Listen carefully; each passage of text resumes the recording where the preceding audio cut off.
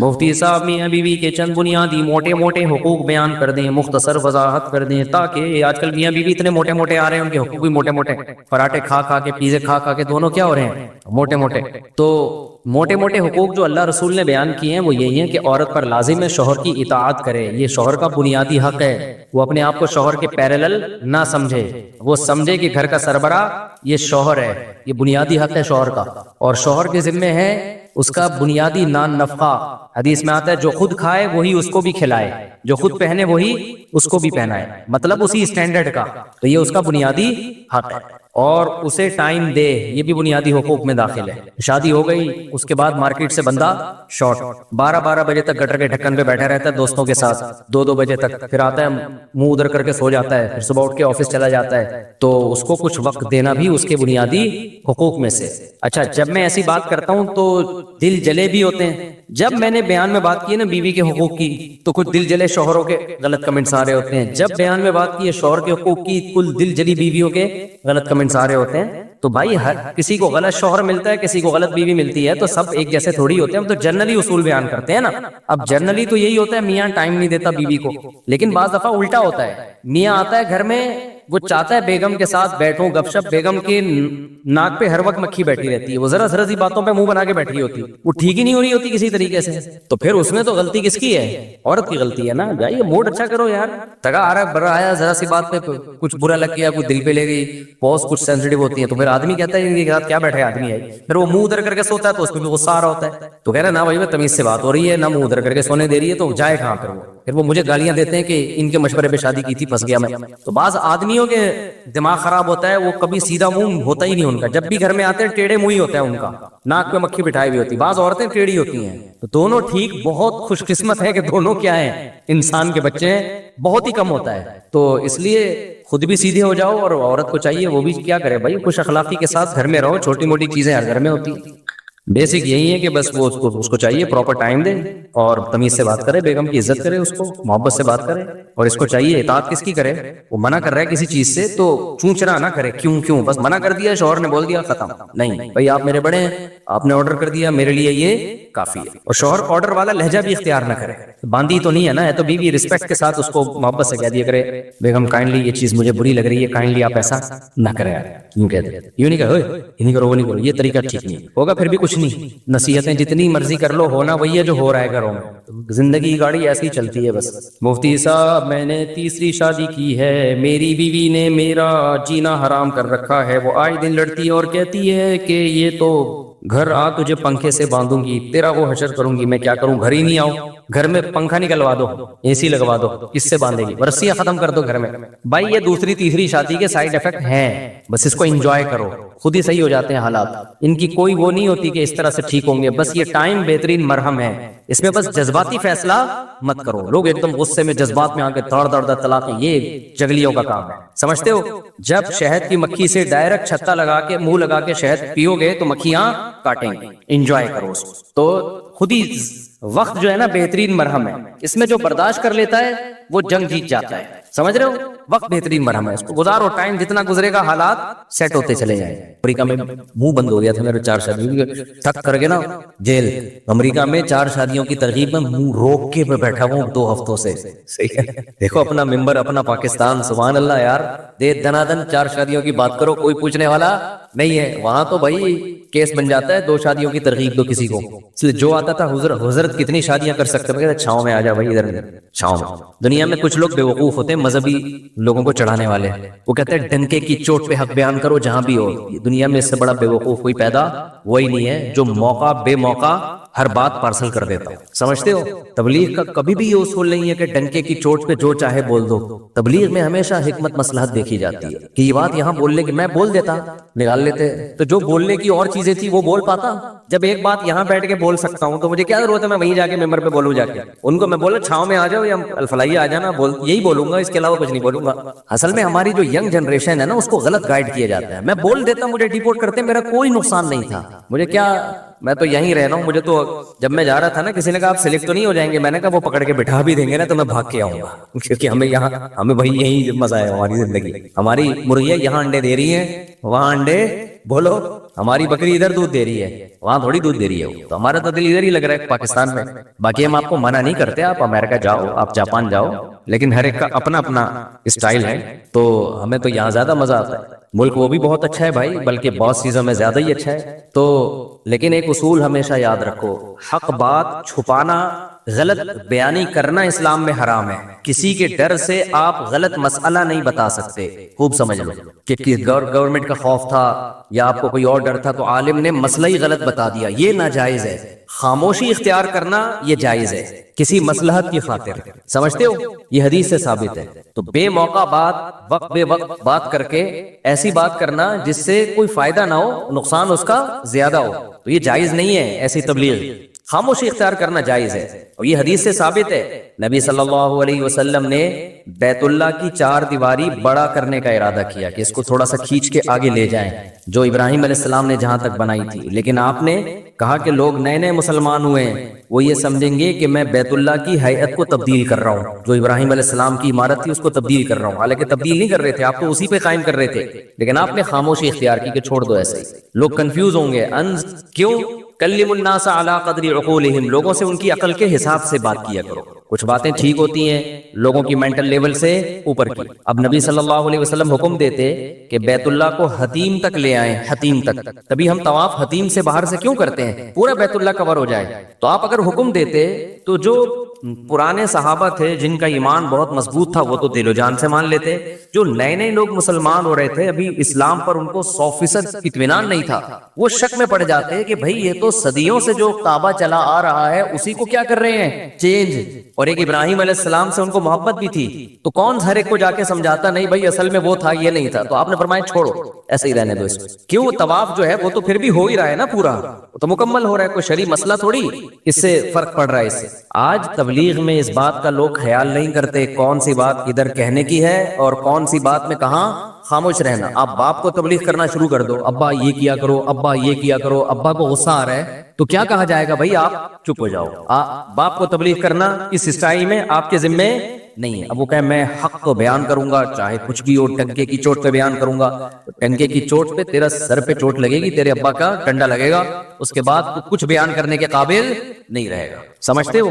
ہاں، اس میں یہ ضرور ہے کہ مصلحت میں اور بزدلی میں تھوڑا سا فرق ہے. بعض دفعہ بزدلی کی وجہ سے انسان خاموش ہوتا ہے، اس کو مصلحت کا نام دے رہا ہوتا ہے، اور بعض دفعہ مصلحت کی وجہ سے خاموش ہو رہا ہوتا ہے، لوگ جو اس سے دشمن ہے وہ اس کو بزدلی کا نام دے رہے ہوتے ہیں. دونوں میں بڑا فرق ہے. سمجھتے ہو؟ بزدلی کی بیس پہ خاموش رہنے کی اجازت نہیں ہے، مصلحت کی بیس پہ خاموش رہنے کی اجازت ہے. بزدل کا مطلب ڈرتا ہے کہ میرے ساتھ یہ نہ ہو جائے، میرے ساتھ یہ نہ ہو جائے، مجھے یوں نہ کر دیا جائے، مجھے یوں نہ. یہ تو جائز نہیں ہے. ایک ہے مصلحت کہ جو کام آپ کر سکتے ہیں اس سے بھی محروم ہو جاؤ گے تو اس سے نقصان دین کو ہوگا. جیسے نبی صلی اللہ علیہ وسلم اگر حکم دیتے کہ نہیں بھئی دیوار کو بڑھا دو، ہم کسی سے نہیں ڈرتے. بھائی بات ڈرنے کی نہیں ہے. جو نئے نئے لوگ اسلام قبول کر رہے ہیں ان کا دین داؤ پہ لگ جائے گا، اس سے نقصان کس کو ہوگا؟ اسلام کو ہوگا. پھر جب اسلام مضبوط ہو گیا، طاقتور ہو گیا، تو پھر خلیفہ نے جب نبی صلی اللہ علیہ وسلم کے دنیا سے جانے کے بعد، خلفائے راشدین کے جانے کے بعد جو بادشاہ آئے، انہوں نے یہ حدیث جب ان کے پاس پہنچی تو انہوں نے بیت اللہ کو حتیم تک بڑھایا. وہی فتنہ ہوا. تو کچھ لوگوں نے کہا نبی کے دور میں نہیں تھا، آپ صحیح حدیث دکھا رہے ہیں ان کو. انہوں نے کہا بھائی نبی کے دور میں نہیں تھا، انہوں نے گرا دیا.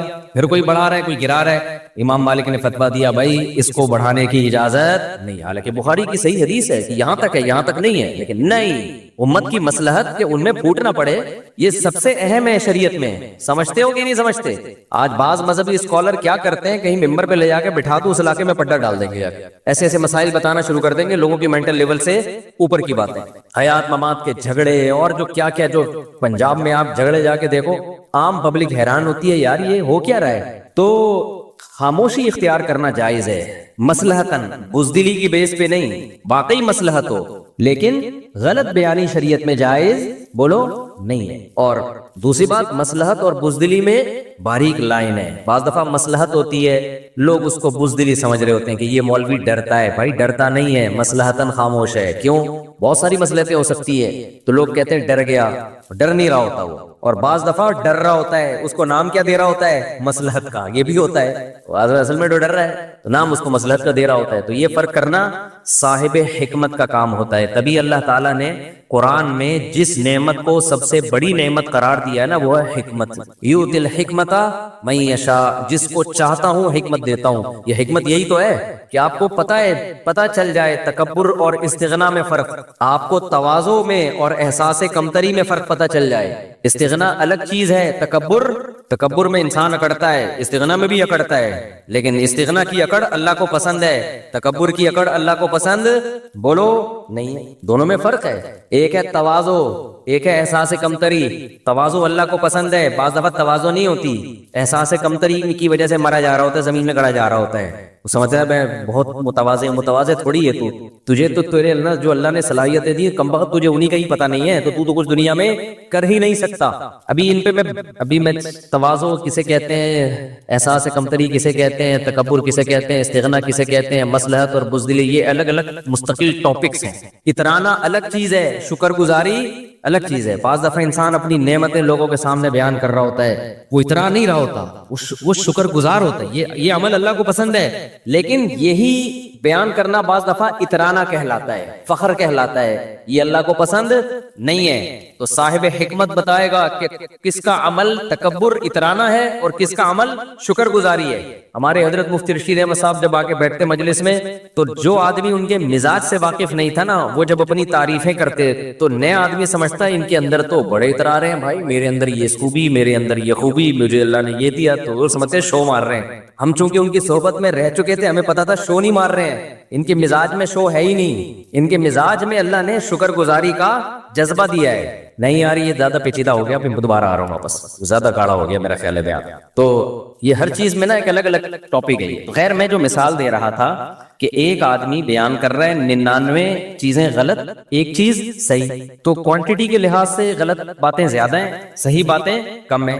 دوسرا بیان کر رہے ہیں 99 صحیح ایک غلط، تو لوگ دیکھتے ہیں یار 99 باتیں تو صحیح کر رہے ہیں نا، چلو ایک غلط کر رہا ہے کوئی بات نہیں. بھائی یہ کسی کو جانچنے کا طریقہ بولو نہیں ہے. اسلام میں کوانٹٹی سے زیادہ ویلیو کس کی ہے؟ کوالٹی کی. اس کی دلیل کیا ہے؟ قیامت کے دن اعمال، گناہ اور نیکیاں گنی جائیں گی یا تولی جائیں گی؟ بولو بھائی جو زیادہ نیکیاں لایا ہے جنت میں جائے، ایسا ہونا چاہیے؟ کیا خیال ہے؟ جو کم نیکیاں لایا ہے جہنم میں جائے؟ نا نا نا نا نا، اللہ نے کہا نہیں، زیادہ اور کم کی تو میں نے بات ہی نہیں کی ہے. یہ جو زیادہ لے کر آئے گا 99 نیکیاں اور ایک گناہ لایا تو 99 نیکیاں چل بھائی جا جنت میں، ایک گناہ ہے تو چل بخش دیا. اور جو لایا 99 گناہ اور ایک نیکی، اس کو کہاں جانا چاہیے؟ بلکہ 51 نا. بھائی اللہ میاں یوں فرما دیتے کہ جو زیادہ نیکیاں لائے گا وہ جنت میں، جو زیادہ برائیاں لائے گا وہ کہاں؟ جہنم میں. یہ معیار ہونا چاہیے تھا نا.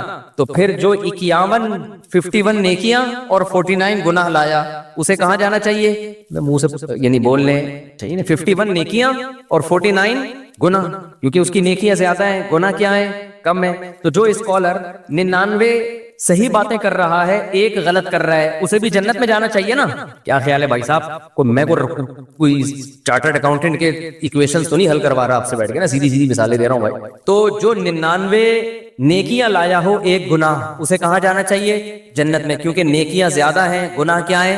کم ہے. لیکن اللہ میاں کے ہاں یہ معیار نہیں ہے. اللہ میاں نے یہ نہیں فرمایا جو زیادہ نیکیاں لائے گا وہ جنت میں، جو زیادہ گناہ لائے گا وہ جہنم میں. نا نا نا، اللہ میاں نے فرمایا فمن ثقلت موازینہ، جس کی نیکیوں کا پلڑا جھک گیا، وزنی ہو گیا، چاہے ایک ہی نیکی ہو. بعض دفعہ ایک ہی نیکی اتنی بھاری ہوگی، اور جس کے گناہوں کا پلڑا جھک گیا، پلڑے پر ہوگا، سمجھتے ہو؟ پلڑے پر ہوگا حساب کتاب. اب اس میں مبہم رکھ دیا بھائی ایک گناہ ہو سکتا ہے وزنی بہت ہو سکتا ہے، وہی ساری نیکیوں کو کھا کے ختم. اور ایک نیکی ہو سکتی ہے ایسی خاندانی وزن ویٹ اتنا ہو کہ سارے زندگی کے گناہوں کو اژدہے کی طرح کھا کے ختم. تو اس سے پتا چلتا ہے بھائی جو اسکالر 99 غلط باتیں کر رہے ہیں ایک صحیح کر رہے ہیں، تو اس کا مقابلہ اس سے نہیں کرانا جو 99 صحیح کر رہا ہے ایک غلط. نا نا نا، دیکھنا ہے کہ وہ جو ایک غلط ہے اس کا ویٹ کتنا ہے. اگر 99 صحیح ہے ایک غلط ہے لیکن وہ غلط بہت وزنی ہے، تو وہ ایک غلط بھی اس اسکالر کے گمراہ ہونے کے لیے کافی. تو جب بھی جناب غامدی صاحب کہنا کہ مشقت کی وجہ سے روزہ چھوڑ سکتے ہیں تو ان سے بولے ٹھیک ہے سفر میں اگر ٹینشن نہ ہو تو پھر چھوڑ سکتے ہیں کہ نہیں چھوڑ سکتے. ابھی دیکھو ہوا کیا ہے, میں امریکہ سے آ رہا تھا نا تو ہمارے ساتھ ایک دوست میرے, میں نے کہا اس دفعہ ہم خاندانی روزہ رکھے گا سفر میں, خاندانی روزہ. انہوں نے کہا یہ کیا ہے بھائی؟ اب ہم امریکہ سے اڑے ہیں کراچی کی طرف تو سورج کے مخالف سمت میں ہم جا رہے ہیں, سمجھ میں آ رہی ہے نا بات, سورج کے مخالف سمت میں دن رات بہت اسپیڈ سے چینج ہو رہا ہے. میں نے کہا زندگی کا مختصر ترین روزہ رکھتے ہیں ہم, ثواب پورا ملے گا گارنٹی ہے, ٹھیک ہے نا, کیونکہ دن بہت چھوٹا ہو رہا ہے نا. ابے سورج کیا ہو گیا, سورج ادھر کو جا رہا ہے آپ ادھر کو جا رہے ہیں تو جلدی جلدی صبح صادق بھی جلدی ہوگی, ظہر بھی جلدی, عصر بھی جلدی, مغرب بھی جلدی. تو میں نے کہا ہم روزے کا ثواب کیوں ضائع کریں بھائی. اب جب ہم شکاگو سے اڑے وہاں صبح کے 5 بج رہے تھے, 5 بجے صبح صادق تھی. ہم جب راستے میں پہنچے ہیں تو شکاگو کے ٹائم کے مطابق 12 بجے صبح صادق ہوئی ہے, یعنی ہم تو 8 بجے اڑ گئے نا تو 12 بجے میں نے کہا کھڑکی سے باہر جھانکنا نہیں, ہم یہی سمجھیں گے ہم شکاگو میں ہی ہیں, امریکہ میں ہی ہیں, گھڑی امریکہ کے حساب سے. رات 12 بجے میں نے کہا بھائی ہم سحری کر کے نیت کر لی روزے کی, صبح 10 بجے ناشتے میں روزہ افطار ہوگا ہمارا. رات کو تو سونا ہی تھا, جہاز میں تھوڑا اونگ ہی رہا ہوتا ہے نا آدمی.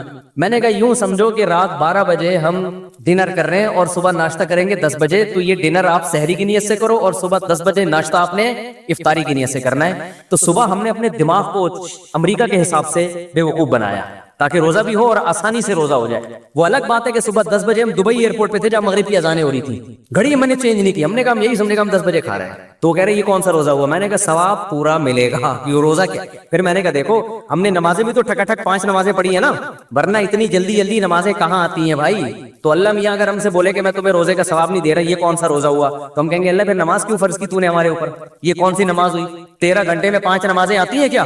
ابے کیا ہو گیا, 13 گھنٹے میں 5 نمازیں نہیں آ سکتی, ہماری آئی ہیں کیونکہ ہم سورج کے مخالف جا رہے ہیں, ٹھک ٹھک نمازیں آ رہی ہیں. تو جب 5 نمازوں کا اللہ ہمیں فرض قرار دے رہا ہے, چھوڑنے پر گناہ دے رہا ہے ان 5 نمازوں کے چھوڑنے پر, تو روزہ رکھنے پر ثواب کیوں نہیں دے گا بھائی وہ؟ تو یہ پیکج ہے بہترین روزہ رکھنے کا. ایک صاحب کیا ہوا, یہ جس کو فقہ پڑھا ہوا ہو نا وہ کرے گا یہ عمل. بھائی اللہ تعالیٰ نے جب ایک اصول بنا دیا تو ہم اس اصول کے پابند ہیں. اب جو لوگ روزہ رکھ کے توڑ دیتے ہیں, گناہ کیا انہوں نے. رمضان کا روزہ توڑنے کا کفارہ کتنا ہے؟ 60 روزے لگاتار. کتنے؟ علماء کہتے ہیں دسمبر میں رکھو, جون میں رکھنے کی بولو.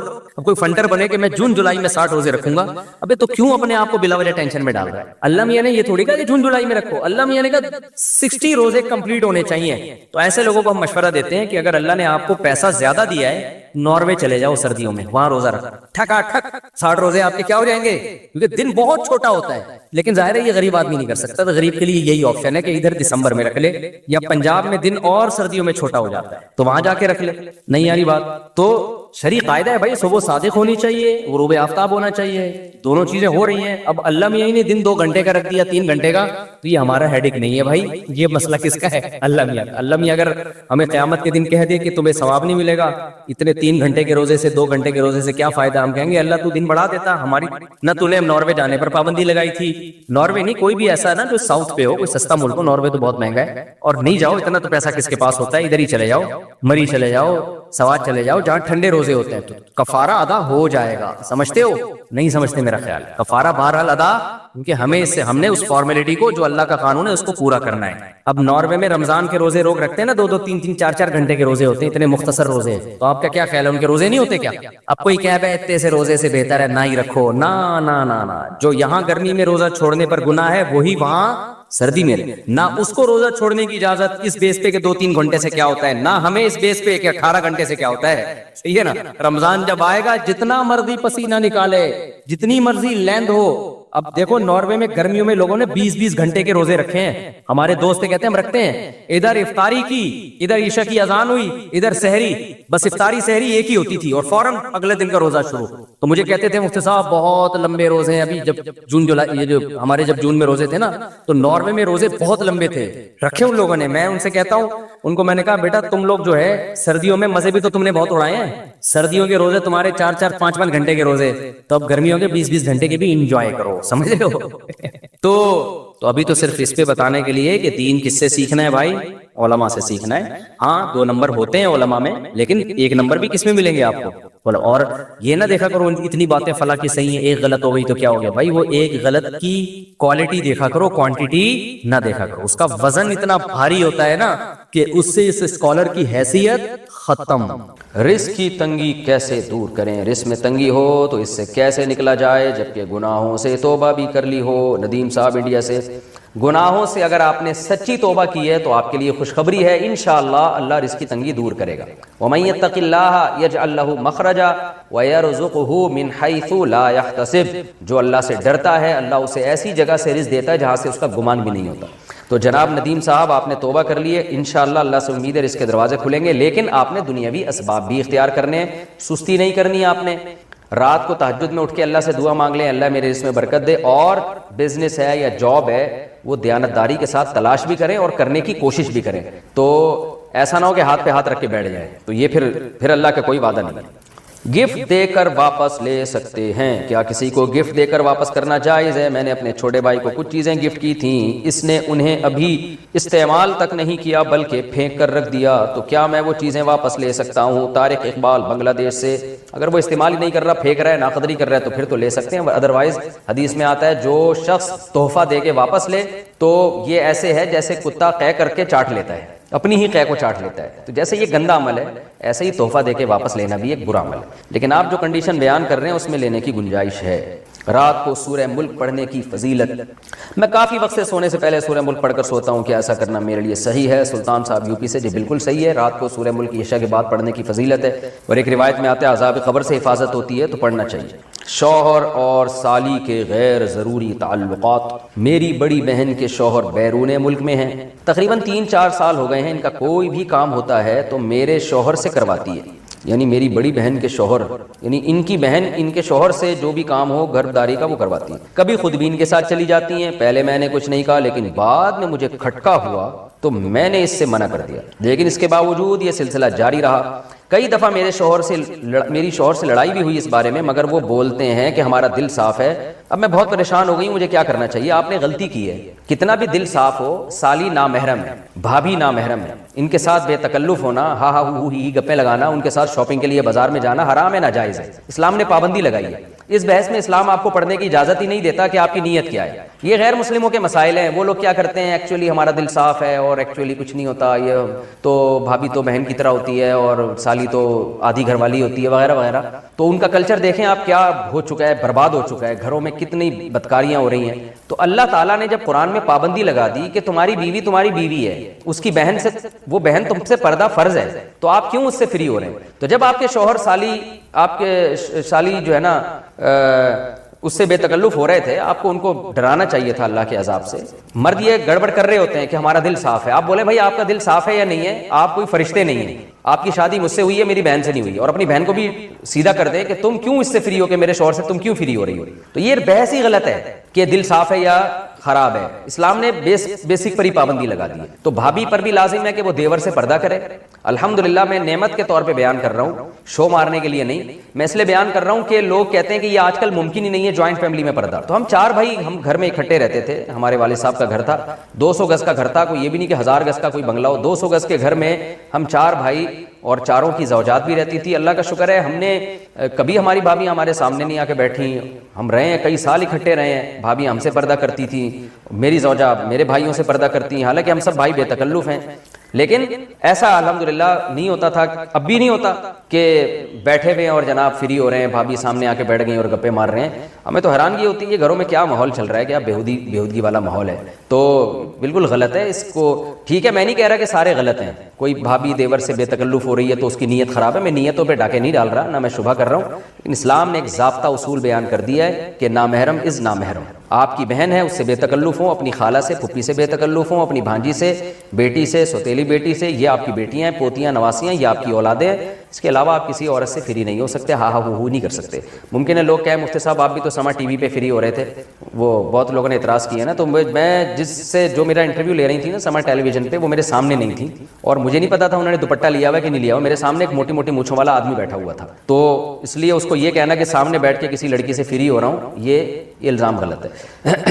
تو بہرحال آپ کو چاہیے اب آپ اپنے شوہر کو پابندی لگا دیں بولیں یہ چیزیں میں برداشت نہیں کروں گی. آپ جتنے بھی نیک ہیں آپ کو میری بہن سے فری ہونے کی اجازت نہیں, اور اپنی بہن کے بھی اسکرو تھوڑے ٹائٹ کریں, آپ اس کی شادی کروائیں تاکہ اپنے گھر میں جائے اور یہ فساد نہ بچائے آپ. تو میرے بھائی یہ جو گورا جس عیاشی کی طرف جا رہا ہے نا, اس عیاشی میں آپ کو نیچرل چیزوں کا مزہ کیا ہو جائے گا, خراب, برباد. بیوی بچے ہی اچھے نہیں لگتے آج کل لوگوں کو. میں اکثر ایک واقعہ سناتا ہوں کسی گاؤں کا. اکثر ہم 2 مہینے نا پہلے جایا کرتے تھے مدرسے میں, جب گاؤں میں جیسے کوئی بڑے استاذ ہیں ان سے عربی گرامر کی پریکٹس کرنے 2 مہینے ہم گزار کے آتے تھے. تو ہمارے ایک دوست تھا, پٹھان تھا, اس کی شادی ہوئی بھی تھی, 2 مہینے سے وہ گھر نہیں گیا. ہم تو کنوارے چھڑے چھاٹ تھے. جب ہم واپس آ رہے تھے نا, کوئٹہ کی طرف آ رہے تھے ہم اس گاؤں سے, وہ گاڑی بھگا رہا ہے, ایسے لگ رہا ہے 20-30 بندوں کو نا درمیان میں کچل دے. ہم نے کہا بھائی کیا ہو گیا؟ کہہ رہے یار میری شادی ہوئی ہوئی ہے, ابھی 2-3 سال ہوئے میری شادی کو, اور 2 مہینے سے میں گھر نہیں گیا. تو اس کی یہ کیفیت بیگم سے ملنے کی, ہمیں ڈر یہ تھا کہ ایسا نہ ہو کہ گاڑی لے کے گھر کو توڑتا ہوا چلا جائے, کمرے میں گھس جائے. اس وقت ہمارے استاذ بیٹھے تھے, انہوں نے کہا دیکھو حلال پر اکتفا کا فائدہ. یہ کیا فائدہ ہے کہ یہ آدمی نظر کی حفاظت کرتا ہے, فحش فلمیں نہیں دیکھتا, لڑکیوں سے اس کی دوستی نہیں, اس کو بھوک لگ رہی ہے تو گھر کی دال اس کو بولو اچھی لگ رہی ہے, بھاگ رہا ہے. اب شادی شداؤں کا حال کیا ہے, بیوی سے جان چھڑا کے بھاگ رہے ہیں کہ یار یہ پتہ نہیں کیا متھے لگ گئی ہے میرے, ایک مصیبت ٹینشن پال لی ہم نے. آپ کہہ سکتے ہو کہ مزے تو آ رہے ہیں نا اس کو ادھر ادھر منہ مارنے کے, او بھائی یہ مزے تھوڑے دن کے ہیں. یہ مزے کیا ہیں؟ تھوڑے دن کے. دیکھو ایک مثال دیتا ہوں آپ کو میں. اللہ نے نا انسان کو ایسا بنایا ہے کہ آپ تھوڑی ٹینشن اٹھاؤ گے نا, یہ ٹینشن آپ کے سکون کا ذریعہ بنتی ہے. پورا سسٹم, پورا نظام ہمارا اسی اصول پہ چل رہا ہے. جو آرام طلب ہوتے ہیں, جو سکون کے پیچھے بھاگتے ہیں, ان کو کبھی بھی سکون نہیں ملتا. کل میں ورزش کر رہا تھا, تو ورزش کر کے حالت ظاہر ہے آدمی تھک جاتا ہے, اور گرمیوں میں کراچی کے بھی حبس کتنا ہو رہا ہے, پسینہ بہت نکلتا ہے. تو میرے ساتھ جو میرے 2-3 شاگرد تھے, میں نے ان سے کہا دیکھو ہم 1 گھنٹے کی یہ ٹینشن اٹھاتے ہیں, اس کے بعد 23 گھنٹے ہمارے مزے کے گزرتے ہیں. ہوتا ہے کہ نہیں ہوتا؟ مغرب کے بعد میں جا رہا تھا نا, تو مجھے سستی ہو رہی تھی, یار کوئی اور کام کرو, پھر جاؤ یہ ڈنڈ پہ لو بیٹھ گئے, اور اتنی ٹینشن والا کام ہے, وزن اٹھاؤ بلا وجہ 1 گھنٹہ آپ کا گیا. یہ شیطان بہکاتا ہے نا انسان کو. لیکن کیا ہوتا ہے جب آپ 1 گھنٹہ ایکسرسائز کرتے ہیں, وہ ٹینشن ہے, اس میں کوئی انٹرٹینمنٹ کی کوئی چیز نہیں, مصیبت میں ڈال رہے ہو اپنے آپ.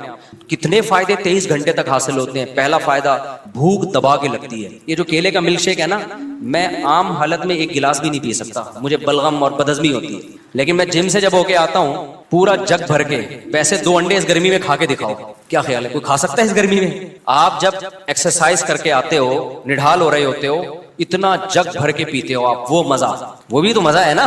پھر اس میں آپ کھجوریں بھی ڈال لو, پستے بھی ڈال لو, بادام بھی ڈال لو, سارے. ایک تو مزہ بہت آتا ہے ایک گھونٹ پینے میں, اور باڈی میں ایسا جذب ہوتا ہے غائب. 2 گھنٹے بعد یا 1 گھنٹے بعد پھر بھوک لگنا شروع ہو جاتی ہے. یہ لذت یہ بغیر ورزش کی ملے گی آپ کو؟ نہیں ملے گی. اس کے بعد دوسرا مزہ کیا, دبا کے مزے کی نیند آتی ہے انسان کو. وہ ایک ایسا مزہ آ رہا ہوتا ہے بستر پہ سونے میں, وہ ایک اپنا مزہ.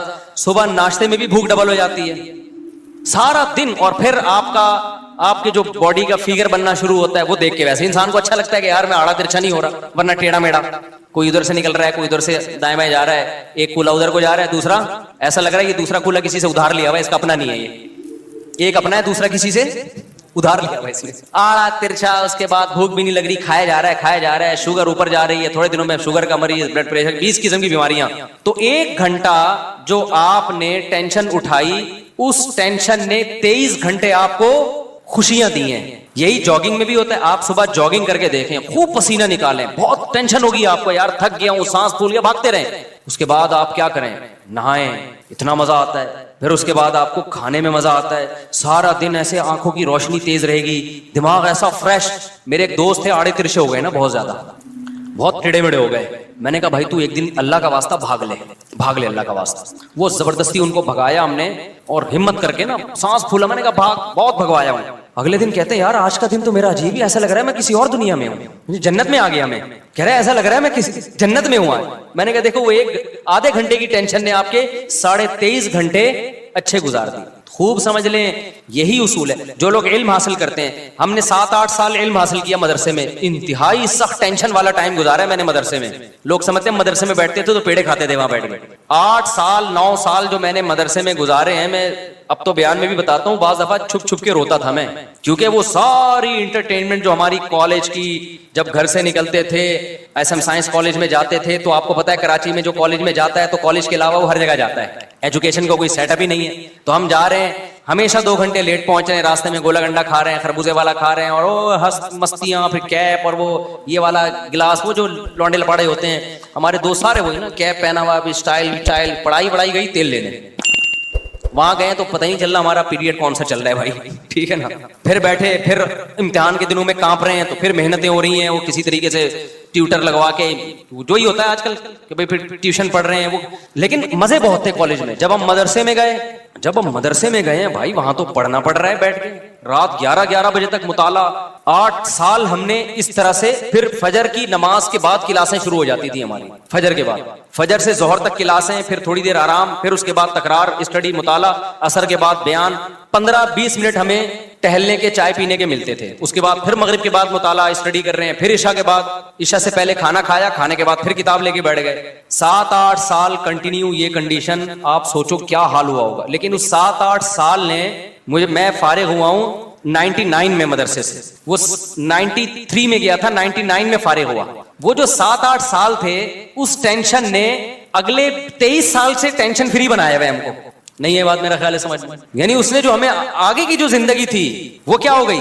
اگر اس وقت ہم آوارہ گردی کرتے, ابے نہیں یار کون پڑھے گا مدرسے میں یار, تو بھائی چل کالج میں پڑھ لے, ابے چھوڑ یار, تو ابھی کیا کر رہے ہوتے, بنٹے کھیل رہے ہوتے, اسنوکر کلب میں گھسے ہوئے ہوتے کہیں, صحیح ہے نا, وہ کھیل رہے ہوتے, اور بے روزگاری کے تانے دے رہے ہوتے, ابے پاکستان سے بھاگو یار, یہاں سے اس ملک میں کچھ رکھا ہوا ہی نہیں ہے یار, یہی باتیں کر رہے ہوتے. ابے تو نے تیر کیا مارا ہے, تو نے محنت کیا کی ہے, 4 شادیاں تو دور کی بات, ابھی ایک کو ترس رہے ہوتے. کچھ بھی ہوتا, اور اگر الٹے سیدھے طریقے سے پیسہ آ بھی جاتا, بہت سے لوگ غلط طریقے سے پیسہ کما لیتے ہیں, تو پیسے سے کرتے کیا ہم, جب علم نہیں ہوتا تو وہی پیسہ آپ کی بربادی کا ذریعہ بن جاتا ہے. میں نے پیسے والے زیادہ ڈپریشن میں دیکھے ہیں غریبوں کی نسبت. ہمارے استاذ ہمیں کہا کرتے تھے 7-8 سال لگ کے محنت کر کے پڑھ لو, ہمیشہ آپ مستقبل کیا ہو جائے گا, استاذ ہمیں بتایا کرتے تھے. بلکہ ہمارے استاذ تو ہمیں یہاں تک کہا کرتے تھے کہ دیکھو جو چیز مارکیٹ میں کم ہوتی ہے اس کی ویلیو زیادہ ہوتی ہے. مدارس کے طلبہ میں آج کل محنت کا جذبہ کم ہو گیا ہے, تم اگر محنت سے پڑھو گے تو تمہاری ویلیو بہت زیادہ ہو جائے گی. یا تو سبھی پڑھ رہے ہوتے ہیں نا بہت محنت سے, تو پھر تمہاری کوئی حیثیت نہیں تھی, تمہاری محنت ضائع جاتی. انہوں نے کہا پڑھنے والے بہت کم ہیں, اس طرح سے ہمیں اساتذہ موٹیویٹ کرتے تھے. تو اب دیکھو کتنا فائدہ ہو گیا اس کا, چاہے دین کی لائن میں ہو چاہے دنیا کی لائن میں ہو. دنیا کے ایک اصول ہے کہ جو اپنے آج کو کل کے لیے قربان کرتا ہے, تھوڑی قربانی دے گا, اس کا آؤٹ پٹ بہت زیادہ ہوگا. انہی دنوں میں ہمیں یاد ہے ہمارے استاذ ایک واقعہ بتایا کرتے تھے ہمیں موٹیویشن کے لیے, کہتے تھے دیکھو جو لوگ قرآن کی تلاوت کرتے ہیں کتنا اٹک اٹک کے پڑھتے ہیں, تلاوت کی اکثر توفیق بھی نہیں ملتی, روزانہ پلان کرتے ہیں آج ہم نے آدھا پارا پڑھنا ہے, آج 1 پارا پڑھنا ہے, پھر پڑھا نہیں جا رہا ہوتا, ابا مر جاتے ہیں ان کے ثواب کے لیے نہیں پڑھا جا رہا ہوتا قرآن ان سے. حافظ کیا کرتا ہے 3-4 سال محنت کر کے رٹا لگا کے یاد کر لیتا ہے. یہ 3-4 سال کی محنت ہے, پھل پوری زندگی اٹھاتا ہے حافظ. تراویح میں قرآن پڑھا بھی رہا ہے, سن بھی رہا ہے, جب چاہے مزے سے روانی میں سے ایک آدمی 1 گھنٹے میں 1 پارا ختم کرتا ہے, حافظ 20-25 منٹ میں 1 پارا آرام سے ختم کر لے. 2-3 سال کی محنت ہوئی, پھل کیسے مل رہا ہے زندگی بھر کا. میں نے بھی اسی طرح قرآن حفظ کیا, بیٹھا رہتا تھا, میرے والد صاحب آ کے دیکھتے ہیں بھائی اتنی محنت کر رہا ہے, مجھے پتا تھا یار یہ تھوڑے دن کی محنت ہے, پھل کیا ہے. اب آپ دیکھو نا بیان میں کیسے میں قرآن کی آیتیں پڑھ رہا ہوتا ہوں, اگر میں حفظ نہ کرتا تو کیا میرے بیان میں جان پیدا ہوتی, نہیں جان پہ. میں بار بار قرآن اٹھا کے منگوا رہا ہوتا یار یہ والی آیت ذرا, اول تو آیتیں ذہن میں ہی نہیں آتی. پھر ہم نے تراویح پڑھانا شروع کی حفظ کی وجہ سے, اس تراویح میں قرآن ریوائز ہوتا ہے اور قرآن کے معنی اور معارف کھلتے ہیں. اگر وہ میں نے 6 مہینے کا تقریباً ٹائم ہوگا جو اسٹرگل اور محنت کر کے قرآن حفظ کیا, اگر وہ 6 مہینے میں ٹینشن نہ اٹھاتا تو آج میں آپ کے سامنے اس طرح سے بیان نہ کر رہا ہوتا جس طرح آپ سن رہے ہیں بیٹھ کے. وہ 6 مہینے ٹف محنت کی, اس کا پھل پوری زندگی کے لیے الحمدللہ مل رہا ہے. تو چاہے دین ہو دنیا ہو, جو قربانی دیتا ہے, جو ٹینشن اٹھاتا ہے, ٹینشن اس سے دور بھاگتی ہے, اور جو سکون کی تلاش میں سکون کے پیچھے بھاگتا ہے, سکون آگے آگے اور یہ پیچھے پیچھے. تو جسمانی ورزش کا بھی یہی ہے, آپ 24 گھنٹے میں ایک ٹائم نکال کے اپنے آپ کو تھکاتے ہو, جس ٹائپ کی محنت ہوگی نا اسی ٹائپ کا آپ کو بدلہ ملے گا. آپ جسم کو تھکا رہے ہو, جسم ریلیکس ہوگا. آپ دماغ کو تھکا رہے ہو, دماغ ریلیکس ہوگا. خواہشات کو کچل رہے ہو, خواہشات پوری ہوں گی آپ کی. نہیں آئی بات؟ آپ اپنی حرام خواہشات پہ کنٹرول کرتے ہو نا, جنسی خواہشات پہ, آپ کی جنسی خواہشات پوری ہوں گی. حلال میں اللہ لذت کو ڈبل کر دے گا. نہیں آ رہی بات میرا خیال. آج آپ اپنے آپ کو فحش فلموں سے روک لیتے ہو کہ میں اپنی خواہشات کچھ لوں گا. آج آپ اپنے آپ کو یہ ہاتھ بات اور یہ غلط کاریوں سے روک لیتے ہو کہ میں اپنی خواہشات کو قربان کروں گا. تو یہ قربانی وقتی ہے, لیکن اس کی جو اثر ہے وہ ہمیشہ قائم رہے. ایک ڈاکٹر سے میری بات ہو رہی تھی, وہ یہی بات کر رہے تھے, نہیں ایکچولی یہ ڈپریشن اسٹریس ٹروپی ڈرامے نا. میں نے کہا ڈاکٹر صاحب مجھے ایک بات بتاؤ, میرے جاننے والوں میں ایک بزرگ 80 سال کے, کتنے, جو برائیوں سے ہمیشہ, بزرگ تھے نا, بزرگ کا مطلب برائیوں سے بچتے رہے, نماز کے پابند, اور نظر کی ہمیشہ انہوں نے حفاظت کی, اپنی بیوی سے انہوں نے ہمیشہ وفا کی. کوئی میڈیکل سائنس کے ٹوٹکے اور نسخے ان کو معلوم نہیں, کوئی حکیموں سے اسپیشل ان کا تعلق نہیں. 80 سال میں انہوں نے دوسری شادی کی اور ان کے اولاد ہوئے. نہیں آئی میرا خیال ہے بات سمجھ. میں نے کہا یہاں تو میڈیکل سائنس کیا ہو رہی ہے, فیل ہو رہی ہے. نہ انہوں نے کبھی فوش فلم دیکھی, نہ انہوں نے کبھی آڑے ترچے الٹے سیدھے کام کیے, نظر کی ہمیشہ حفاظت کی. ان میں اتنی پاور کہاں سے آ گئی؟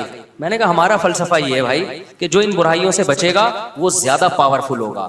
ہاں وقتی طور پہ ٹھڑک کا پیدا ہو جانا, یہ تو جو جتنے گناہ کرتا ہے اس کی ٹھڑک بڑھتی ہے, وہ ٹھڑک اور چیز ہے میرے بھائی, اور طاقت اور قوت ایک الگ چیز ہے.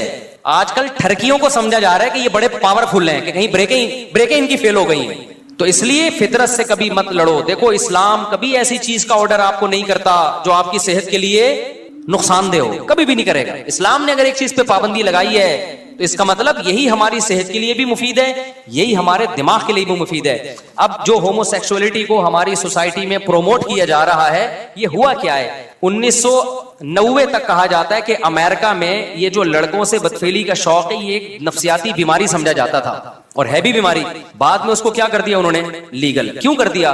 اس لیے کہ اتنے زیادہ بیمار پیدا ہو گئے کہ اب ان کے حقوق کے تحفظ کی فکر پڑ گئی ان لوگوں کو. کل ایک فیس بک پہ کوئی تصویر شاید 2 لڑکیوں نے انڈیا میں کہیں شادی کی آپس میں, ایک کو لڑکا بنا دیا اور ایک کو لڑکی بنا دیا, اور یہ خوش ہو رہے ہیں کہ یار ہم اسی طرح سے مطمئن ہیں. آپ اس طرح سے تھوڑے دن تک سیٹسفائی ہو گئے, لیکن نہ آپ کو اولاد ملے گی, نہ آپ کو اولاد کی خوشیاں, اور نہ آپ کو وہ محبت ملے گی جو میاں بیوی میں ہوتی ہے.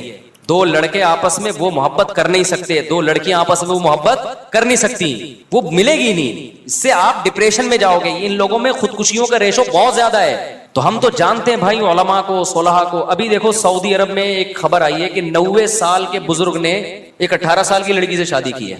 یہ پوسٹ چلی ہے, اس پہ لوگ بڑا مذاق بھی اڑا رہے ہیں. اب مجھے نہیں پتا اس لڑکی نے کیا دیکھ کے 90 سال کے بزرگ سے شادی کر لی. ہم سے مشورہ لیتی تو ہم کہتے بھائی اتنے سارے لوگ یہاں بیٹھے ہوئے ہیں, 20-20 سال کے بھی, 22-22 سال کے بھی, تو وہ ایک الگ کہانی ہے. میں اس کے وہ نہیں کر رہا کہ 90 سال والے کو 18 سال سے کرنی چاہیے یا 18 والے کو, وہ ایک الگ کہانی ہے. اس پہ بہت کچھ پہلے کہہ بھی چکا ہوں میں.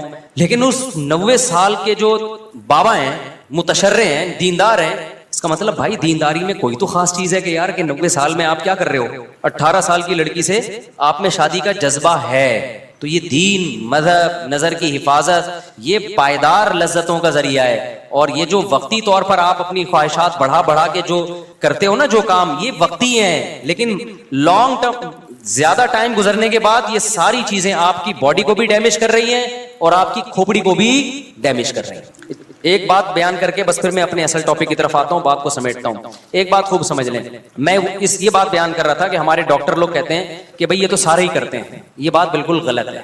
میں مانتا ہوں کہ اب بہت سے لڑکوں نے یہ کرنا شروع کر دیا, لیکن یہ نیچرل نہیں ہے. یہ لڑکے لڑکوں سے سن کے کرتے ہیں یا فحش فلمیں دیکھ کے. ہم کئی اپنے دوستوں کو جانتے ہیں جو بلوغت کی دہلیز پہ قدم رکھا, نہ انہوں نے فحش فلم دیکھی, نہ ان کے آڑے ترچھے دوست تھے, ان کی شادیاں 25, 26, 30 سال میں ہوئی, زندگی میں ایک دفعہ بھی انہوں نے یہ کام نہیں کیا. تو یہ نیچرل نہیں ہے. ہاں یہ ضرور ہے کہ جب آپ سنتے ہو یا فحش فلمیں دیکھ کے اپنی خواہشات کو بھڑکاتے ہو, پھر آپ کے پاس کوئی راستہ پورے کرنے کا ذریعہ نہیں ہوتا, پھر آپ اس طرف آتے ہو. پھر جب ایک دفعہ آ گئے, پھر 2 دفعہ, پھر 3 دفعہ, پھر لت پڑ جاتی ہے. پھر آپ بجائے اس کے کہ آپ اس کو کہو کہ یہ نیچرل نہیں ہے, بلکہ آپ اس پہ نیچر کا لیبل لگاتے ہو. یہ کیا ہے بھائی؟ یہ تو نیچرل ہے. میں ایک مثال دیتا ہوں آپ کو. دیکھو حضرت عثمان ابن مظعون رضی اللہ تعالی عنہ ایک صحابی تھے, ان سے حدیث مروی ہے, صحیح حدیث ہے. وہ فرماتے ہیں ہم جب سفر پہ جاتے ہیں نا تو اپنی بیویوں سے ہم دور ہو جاتے ہیں, تو ہمیں بہت زیادہ شہوت کا غلبہ ہوتا ہمارے اوپر. تو ہم نے رسول اللہ صلی اللہ علیہ وسلم سے اجازت مانگی کہ گناہ کا خطرہ ہے ہمیں کہیں زنا میں نہ پڑ جائیں, آپ ہمیں اجازت دیں کہ ہم اپنے آپ کو نامرد بنا لیں, کوئی آپریشن کر کے یا کوئی دوا کھا کے, تاکہ ہم برائی سے بچیں. تو نبی صلی اللہ علیہ وسلم نے فرمایا نہ, یہ کام کرنے کی تمہیں اجازت, نامرد بننے کی اجازت. کیوں؟ فرمایا تزوجوا الودود الولود, تم نکاح کی طرف جاؤ, مجبور ہو کے نکاح کرو تاکہ تمہاری اولاد ہو. اللہ نے اتنی شدید خواہش اس لیے رکھی ہے تاکہ تم مجبور ہو کر کس کی طرف جاؤ, نہ چاہتے ہوئے بھی نکاح کرو تم.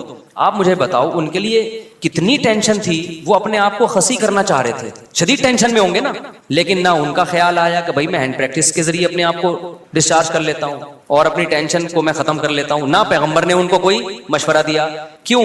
عرب اس چیز سے واقف نہیں تھے, یہ تھا ہی نہیں. تبھی ہمیں, میں جب اس کے خلاف بات کرتا ہوں نا, ہینڈ پریکٹس کے خلاف, تو بعض لوگ کہتے ہیں اس کے ناجائز ہونے کی کوئی دلیل نہیں ہے, کوئی حدیث نہیں ہے. بھائی حدیث اس لیے نہیں ہے کہ صحابہ میں یہ عمل تھا ہی نہیں, وہ جانتے ہی نہیں تھے.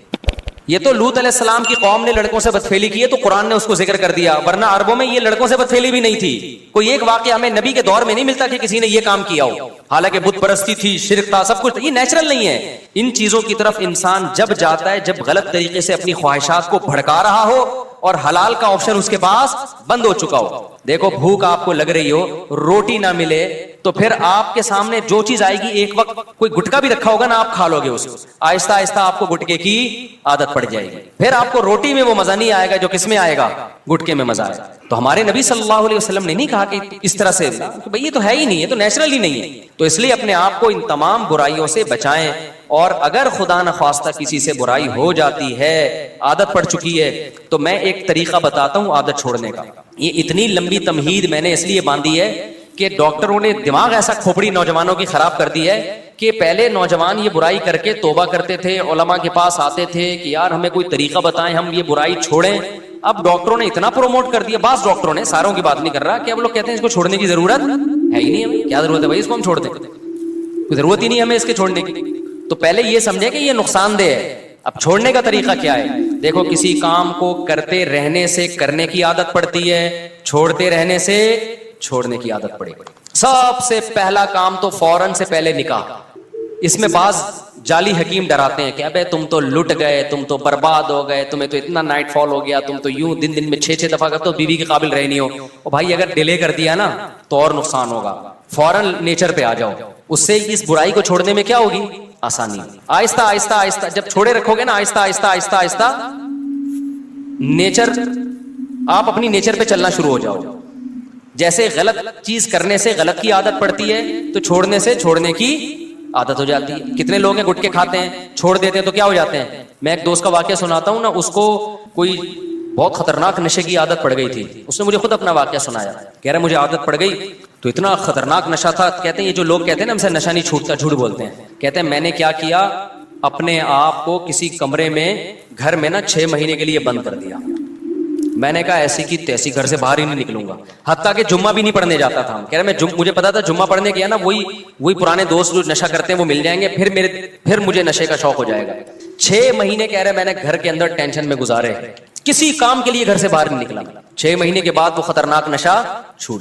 کہہ رہے میں بہت ڈپریشن میں آتا, پاگلوں کی طرح میری کیفیت ہو جاتی. میں نے کہا مر جاؤں گا نہیں کھاؤں گا. آہستہ آہستہ باڈی کو سے وہ نشے کے اثرات کیا ہو گئے, ختم. اب ماشاءاللہ فٹ فاٹ ہے, آپ اس کے چہرے کی رونق دیکھو, آپ حیران ہو جاؤ گے. تو اسی طرح یاد رکھو, جو کام, یہ جو غلط طریقے سے یہ جو فحش فلمیں دیکھتے ہیں لوگ, یا اپنے آپ کو اپنے ہاتھ سے اپنی خواہشات پوری کرتے ہیں, یہ بھی اصل میں ایک جسمانی بیماری ہے, دماغی بیماری ہے. اس کو بھی کیسے چھوڑا جائے گا کہ یہ کام کرنا چھوڑو, ایک دم نہیں چھوٹتا, آہستہ آہستہ چھوڑو. میں آپ کو ایک نسخہ بتاتا ہوں. ہمیشہ ایک کام کیا کرو کہ جب بھی آپ سے یہ گناہ ہونا, اپنے آپ کو سزا لازمی دو. سمجھ رہے ہو, کسی کو ہاتھ سے خواہش پوری کرنے کی عادت ہو گئی ہے, کسی کو فحش فلمیں دیکھنے کی عادت ہو گئی. گناہ کر کے اپنے آپ کو ایسے نہ چھوڑو بے لگام. آپ نے کیا کرنا ہے, جب آپ سے گناہ ہوا, آپ نے کوئی جرمانہ رکھ لو اپنے اوپر, یا نفلی روزہ رکھ لو کہ میں 2 روزے رکھوں گا, 1 روزہ رکھوں گا. وہ ہر آدمی کی عادت کتنی ہے اور وہ کتنی سزا افورڈ کر سکتا ہے, اس کی ہر ایک کی اس میں الگ کنڈیشن. میں بار بار واقعہ سناتا ہوں. ہمارے ایک دوست کو سگریٹ کی عادت پڑ گئی کینیڈا میں. انہوں نے کیا کیا, میں نے ان سے کہا بھائی جب بھی سگریٹ پیو نا, آپ نے, اس وقت 10,000 کی بڑی ویلیو تھی پاکستانی, 7-8 سال پرانا واقعہ ہو گئی. میں نے کہا 10,000 روپے جو ڈالر کے حساب سے پاکستانی 10,000 بنتے ہیں, وہ آپ نے صدقہ کرنے ہیں. لیکن میں نے کہا یہ صدقہ چھوڑنا نہیں ہے آپ نے. 10,000 ان کے لیے بہت بڑی رقم نہیں تھی, وہ چاہ رہے تھے کہ میں زیادہ دوں, میں نے کہا نہیں زیادہ نہیں, زیادہ میں یہ ہوگا کہ آپ دوگے نہیں, تھوڑی رقم ہو. وہ کیا کرتے, جب سگریٹ پیتے 10,000, جب سگریٹ پیتے 10,000. مجھے انہوں نے کہا میری تو عادت چھوٹ نہیں رہی. میں نے کہا یہ 10,000 دیتے رہو آپ, اس سے یہ ہوگا کہ گناہ کرتے رہنے سے نا گناہ کی کوانٹٹی بڑھتی ہے, کم از کم بڑھے گی نہیں, جتنی پی رہے ہو نا اتنی رہے گی. ابھی اس کو یہاں بریک لگا لو بس, یہ بھی بہت ہے. ابے جو گناہ کرتے ہیں دن میں 10 دفعہ 4 دفعہ 6 دفعہ, تو آپ کا کیا خیال ہے, یہی ہوتا ہی ہے کہ جو ہاتھ سے خواہش پوری کرتے ہیں پھر فلموں کی طرف بھی وہی جاتے ہیں, پھر فلمیں دیکھ دیکھ کے لڑکیوں سے دوستی کی طرف جائیں گے, پھر دوستیوں کی وجہ سے آگے زنا کی طرف جائیں گے. میں نے کہا یہ جو آپ نے اپنے آپ کو سزا دینا شروع کر دی ہے, اس کا پہلا فائدہ یہ ہوگا کہ یہ گناہ یہیں تک رہے گا, آپ اس سے آگے یہ سگریٹ تک ہی رہے گا, چرس کی طرف نہیں جاؤ گے آپ. ابے کیا ہو گیا آپ لوگ کی سمجھ, چرس آپ میں سے کوئی چرس تو نہیں پیتے نا بھائی. یہ تمام گناہوں کے بارے میں پہلا نقد فائدہ کیا ہو گیا, بڑھے گا نہیں گناہ. ورنہ یہ جو ہاتھ سے خواہش پوری کرتے ہیں نا, یہ یہاں تک نہیں رہتے, یہ اس سے اگلے سٹیپ کی طرف جاتے ہیں. انسان یہ جو گورا پہنچ گیا نا, وسیم سے شادی اور غفار سے شادی ہو رہی ہے گوروں کے یہاں, یہ اس لیے کہ زنا کر کر کے تھک چکے ہیں. یہ روزانہ نئی نائٹ کلب میں لڑکی, اب یہ تھک چکے ہیں, بھی کہہ رہے ہیں کچھ اور چاہیے, تو اب کچھ اور کے چکر میں پتہ نہیں کیا کیا کر رہے ہیں. یہ تو ممبر پہ بتایا نہیں جا سکتا. انسان خواہشات کا غلام ہے, خواہشات پوری کرنا شروع کر دے, اس کی بریکیں فیل. وہ کہتے ہیں اور کچھ نیا چاہیے, کچھ نیا چاہیے, عذاب میں آ جاتا ہے. حل اس کا یہ ہے کہ آپ کو لذت چاہیے نا, آپ کو کھانے کی لذت چاہیے, آپ 2 ٹائم ناغا کر لو, کھانا کھانا چھوڑ دو, آپ تیسرے ٹائم پہ آپ کو دال میں وہ لذت محسوس ہوگی. ہم روزہ رکھتے ہیں, افطاری میں مزہ آتا ہے کہ نہیں آتا, لیکن گورے نے جو فلسفہ دیا ہے نا کہ نہیں اب کچھ اور کھاؤ, اب کچھ اور, اب کچھ اور, اب کچھ اور, تو بھائی اس کی تو کوئی حد ہی نہیں ہے. خواہش پوری کرنا چاہتے ہو تو خواہشات کو قربان کرنا پڑے گا. آپ چاہتے ہو مجھے کھانے میں مزہ آئے تو کھانا چھوڑ دو ایک ٹائم. ابے نہیں آ رہا نا, کیا ہو گیا, دیکھو جس دن رات آپ چاہتے ہو مجھے کھانے میں خوب مزہ آئے تو اس دن دوپہر کے کھانے کا ناغا کر دو. یہ نہیں ہو رہا آج کے شہوت پرست انسان سے, سمجھتے ہو. اب آپ نے کیا کرنا ہے, اپنے اوپر جرمانہ لگانا ہے آپ, یا روزہ رکھنے کا یا پیسوں کی صورت میں. اس کا پہلا میں نے ان کو کہا کہ 10,000 روپے صدقہ کرنا نہیں چھوڑنا. وہ مجھے بتاتے میں نے سگریٹ پی 10,000, میں نے سگریٹ پی 10,000. ظاہر ایک حد ہوتی ہے نا. اس کے بعد سگریٹ پینے سے پہلے خیال آیا بھائی 10,000 کی رہنے دے, بچا لے 10,000. تو دن میں جو 20 پیتے تھے وہ 20 سے آہستہ آہستہ کتنی ہو گئی, 10.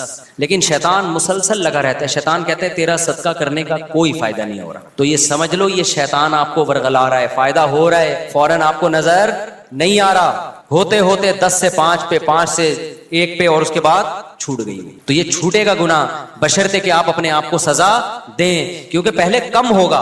پہلے تو یہ ہوگا کہ مزید آگے کی طرف نہیں جائیں گے, اس کے بعد ہو سکتا ہے سال لگ جائے, 1.5 سال لگ جائے, پھر اور کم ہوگا. ہوتے ہوتے ہوتے آہستہ آہستہ یہ ختم ہو جائے گا. سمجھ میں آ رہی ہے کہ نہیں آ رہی. تو اپنے آپ کو اگر نفس اور شیطان کے حوالے کر دیا نا آپ نے, کیا بھائی بس ہم سے نہیں چھوٹتا. کیونکہ جو لڑکے یہ برائی کرتے ہیں فوش فلموں کی, اور یہ وہ کہتے ہیں یار یہ ہم سے نہیں ہوتا. کئی لوگ آئے ہیں میرے پاس, کہہ رہے ہم توبہ کر لیتے ہیں, بہت زیادہ 1 ہفتہ بچتے ہیں, اس کے بعد پھر ہم پہ خواہش سے جو ہے نا بھوت سوار ہو جاتا ہے, پھر ہم برائی میں پڑ جاتے ہیں. تو بھائی آپ اپنے آپ کو سزا دو, برائی میں پڑ جاؤ, پھر سزا دو, پھر پڑ جاؤ, پھر سزا دو. آہستہ آہستہ کیا ہوگا, اور حلال کی طرف بھی جاؤ, تو آہستہ آہستہ انشاءاللہ یہ برائی کیا ہو جائے گی, ختم ہو جائے گی. اور اللہ تعالیٰ آپ کو حلال میں وہ لذت عطا فرمائیں گے جو ایک شخص کو حرام میں میسر نہیں ہے. وہ کیفیت ہو جائے گی جو گاڑی لے کے بھاگ رہا تھا, ٹھیک ہے نا, وہ کیفیت ہو جائے گی. بھاگ رہا تھا گاڑی لے کے, پتہ نہیں کتنے لوگ بیچ میں مار دیے ہوں گے اس نے اپنی بیوی سے محبت کے چکر میں. تو آج عورتوں کا ایک موٹیویشن اسپیکر ہے, ان کا ایک بیان میں نے سنا. وہ کہہ رہے تھے کہ جب مرد گھر میں آتا ہے تو آج کل بیوی مرد کے لیے تیار ہی نہیں ہوتی. ایکچولی غلط ہے یہ. تو مجھے خیال ہوا کہ یار ان کو سوسائٹی کا پتہ نہیں ہے. آج کل الٹا معاملہ ہے. یہ پہلے زمانے میں ہوا کرتا تھا کہ مرد جب گھر میں آتا تھا بیگم تیار نہیں ہوتی تھی, اس کے لیے پسینے والے کپڑوں میں بیٹھی ہوتی, مرد کو غصہ آتا. آج کیا ہو رہا ہے, بیگم چاہتی ہے کہ مرد کی توجہ ملے, مرد کو وہ اچھی نہیں لگتی. میرے پاس کتنے کیسز آئے ہیں بھائی خواتین کے. اسلام آباد میں تھا ایک خاتون آئی, کہہ رہی میرا میاں مجھے دیکھتا ہی نہیں ہے, مجھ میں دلچسپی نہیں ہے اس کو. آج کل یہ مسئلے ہو گئے ہیں. وجہ کیا ہے, وہ انٹرنیٹ پر فلموں میں ادھر ادھر اتنے ڈیزائن مختلف قسم کے دیکھ رہا ہے کہ اس کو اپنی گھر کی مرغی دال برابر لگ رہی ہے. تو اس سے آپ سمجھ رہے ہو آپ کی بیوی کا نقصان ہو رہا ہے. نانا نانا میرے بھائی, پہلے کس کا نقصان ہو رہا ہے, آپ کا نقصان ہو رہا ہے. کیونکہ یہ جو مزے ہیں نا باہر کے, یہ تھوڑے دنوں میں ویسے ہی ختم ہونے والے ہیں. انسان کی باڈی ایک حد تک لذتوں کو کی عادت ہوتی ہے اس کو, اس کے بعد اس کو اس میں لذت آنا ختم ہو جاتی ہے. اس کے بعد تھوڑی اس کو گھر بھی گیا اور باہر بھی گیا. اور ویسے بھی ایک خاتون تو بہت شکایت کرتی تھی, میرا میاں ادھر ادھر عورتوں میں منہ مارتا ہے, میں کیا کروں. اس کے بچے بھی تھے, میں نے کہا گزارا کرو. کہہ رہی اتنے, میں نے کہا تھوڑے دن میں بڈھا ہو جائے گا, اس کے بعد ان عورتوں نے اس کو ویسے ہی لفٹ نہیں کرانا. تو وہ چونکہ یہ 15 سال پرانا واقعہ ہے, 15 سال پہلے کی بات ہے. کچھ دن پہلے اس خاتون کا فون آیا, میرا میاں بڈھا ہو گیا ہے. اب وہ لڑکیوں کے پیچھے بھاگ رہا ہے, لڑکیاں اس کو لفٹ نہیں کرا رہی, اور اس کے بھی جذبات ٹھنڈے ہو گئے. میں نے کہا تھا 15 سال گھر, کیونکہ گھر ٹوٹنے میں بڑے نقصان ہوتے ہیں بعض دفعہ, تو اس لیے میرے بھائی نظر کی حفاظت کرو, فحش فلموں سے اپنے آپ کو بچاؤ. 80 سال میں انشاءاللہ آپ کیا کرو گے, ایک اور شادی کر رہے ہوگے, اور پھر میڈیا پہ آپ کا مذاق اڑایا جا رہا ہوگا. 90 سال 80 سال کا ہو کے 18 سال کی لڑکی سے شادی کر رہا ہے, وہ مذاق بنتا ہے نہیں بنتا میں اس پہ تبصرہ نہیں کروں گا, لیکن بہت سے لوگ آپ سے آ کے پوچھ رہے ہوں گے یار ہانڈی میں ڈالتے کیا ہو, کھاتے کیا ہو. وہ میں نے واقعہ سنایا تھا نا ایک طائف کے قاضی کا. ہمارے استاذ طائف میں تھے, سعودی عرب میں, طائف نہیں, وہاں کے ایک بوڑھے جج تھے. تو ججوں کا بڑا تجربہ ہوتا ہے, نئے نئے کیس آتے ہیں. تو ہمارے استاذ نے ان سے پوچھا کہ حضرت آپ کے پاس اتنے عرصے سے آپ کورٹ میں فیصلے کر رہے ہو, کوئی بڑا یونیک قسم کا کیس آیا ہو آپ کے پاس؟ تو جج صاحب نے کہا کہ میرے پاس ایک بڑا یونیک کیس آیا. 4 عورتیں آئیں میرے پاس, 4 جوان عورتیں, انہوں نے اپنے شوہر کے خلاف کیس کیا کہ وہ اس نے ہمیں ٹینشن دی ہوئی ہے مسلسل. سمجھ رہے ہیں, ٹینشن سے مطلب یہ کہ سکون ہی نہیں ہے اس کو. اب میں ظاہر ہے زیادہ اتنی ڈیٹیل میں جاؤں گا نا, تو ٹینشن دی ہوئی ہے. تو اس کو کہو کہ بھائی تھوڑا سا ناغا کرے وہ ہمارے پاس آنے میں. تو جج صاحب کہتے ہیں ہمارے استاذ کو بتانے لگے کہ میں نے سوچا کہ بلاتے ہیں, کوئی ہوگا, کوئی بہت ہی کوئی ایتھلیٹ ہوگا, کوئی بڑا ہی پہلوان ہوگا. کہہ رہے میں نے بلایا تو بڈھا آدمی کمر جھکی ہوئی اس کی, لاٹھی لے کے آ رہا ہے نا, ایسے کڑک سڑا آدمی تھا نا, ایسے آ رہا ہے.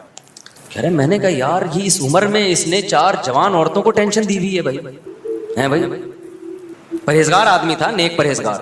تو یار یہ اس عمر میں اس نے ان کو ٹینشن دی ہوئی ہے. آج تو جوان آدمی کی 4 ہونا تو وہ گھر سے بھاگ جائے, ٹھیک ہے نا, جو حالات ہمارے نوجوانوں کے چل رہے ہیں. تو کہہ رہے میں اس کو لے گیا الگ کمرے میں, میں نے کہا سزا وزا کیس ویس تو بعد میں, کھاتا کیا ہے, خوراک کیا ہے تیری؟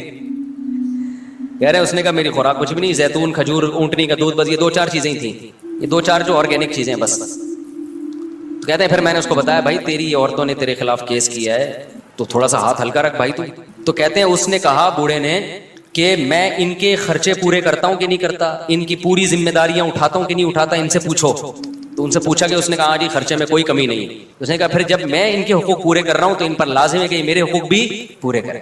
یہ کام فحش فلمیں دیکھنے والے اور یہ جو اپنے آپ کو ہاتھ چلا چلا کے بیڑا غرق کیا ہوا ہے نا, یہ غیر مسلموں میں دیکھ لو میرے بھائی. ہمارے دوستوں امریکہ میں گوروں کے ساتھ بھی رہے, کہتے ہیں یہ تو گولیاں کھائے بغیر نا یہ نہیں جا سکتے عورت کے پاس.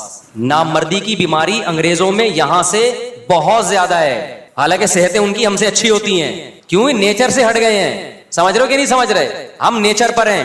تو اپنے آپ کو ان جدید تحقیقات کی بھیٹ مت چڑھاؤ.